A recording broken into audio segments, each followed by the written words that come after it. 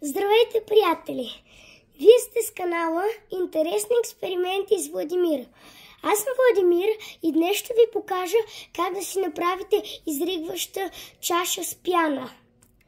Поставете стъклена купичка или чаша, каквото имате, и я напълнете до средата с лимонов сок или с оцет.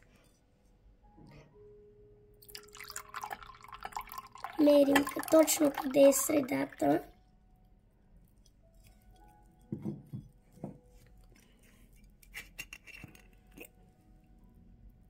Точно до средата.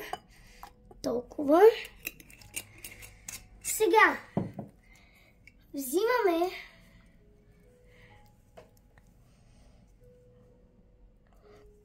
трябва да сложим веро. Взимаме верото, ако имаме такова, и слагаме много малко.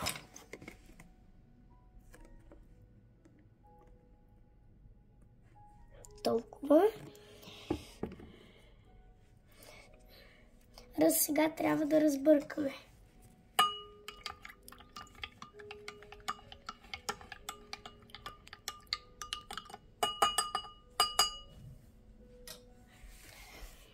Сега, следващата стъпка. Добавяме много малко боя. Оп. И накрая слагаме пълна лъжица с сода бикарбонат. Но преди това още можем да разбъркаме, за да придадем цвят на нашата смес. При нужда слагаме още малко боя.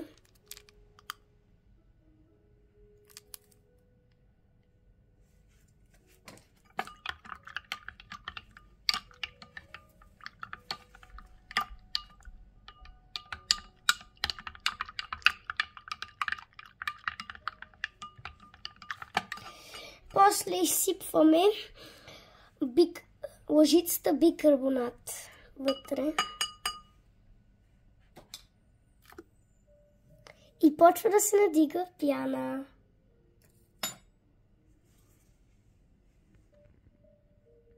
Ако искаме да се надигне още, слагаме още сода. Можем да разбъркаме.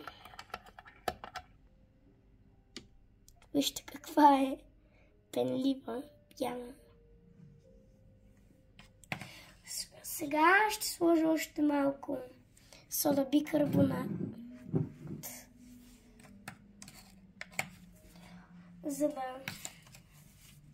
Ще сложа още малко сода бикарбонат,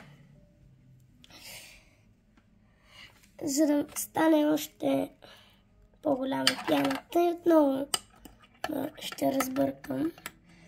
Почва да се натигва и да става поразия.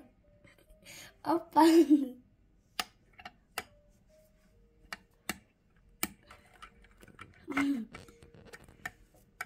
Слагаме още. Да видим колко ще се надигне това.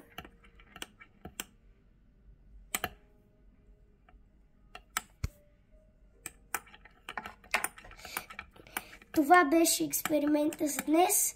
Чао от мен и до следващия път.